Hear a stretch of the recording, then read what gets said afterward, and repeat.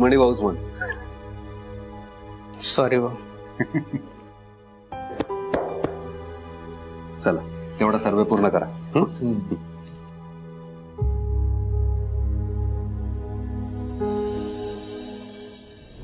ठेवेल स्वानंदी. हे इकडे.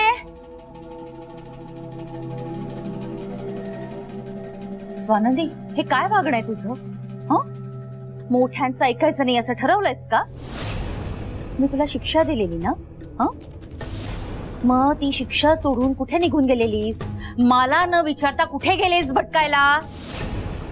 उन्हाचा त्रास होतो तुम्हाला, पाय भासतायत तुमचे. या तुम्ही या. सुजित सर नको म्हणाले ना मी. ए घाबरायची ऍक्टिंग नको करूस. पक्की बेरकी आहेस, मला तुझी सगळी नाटकं माहितीये. आता तोंड उचकटून सांगशील का कुठे गेलेलीस? मला न विचारता कुठे भटकायला गेलेलीस? वॉर्डन मॅडमला भेटायला गेलो. मला वाटलेलंच. असं बेताल वागून ते शिकवणाऱ्या बाईलाच भेटायला गेली असणार तू. तिची शिकवण आहे ना ही. घरातल्या मोठ्यांचं, घरातल्या माणसांचं ऐकायचं नाही, बेताल वागायचं. घाणेरड्या बाईची घाणेरडी शिकवण आहे ही. शिक्षेतनं पळून गेली असलीस तरी शिक्षा टळली नाहीये तुझी. शिक्षा तर होणारच आहे तुला. ते दिसतंय किती घाण आहे? माझ्या मैत्रिणी येणार आहेत आत्ता. त्या काय बोलतील? किती घाण आहे घर.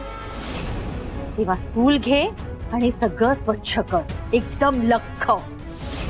हे बघ, जर ह्या कामात हयगय केलीस किंवा काम सोडून पळून गेलीस तर माझ्यासारखी दुसरी वाईट कोणी मिळणार नाही तुला.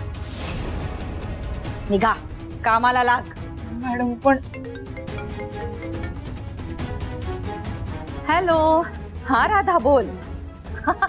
हो हो अगं, नाही नाही तसा तो जुना झालाय आता.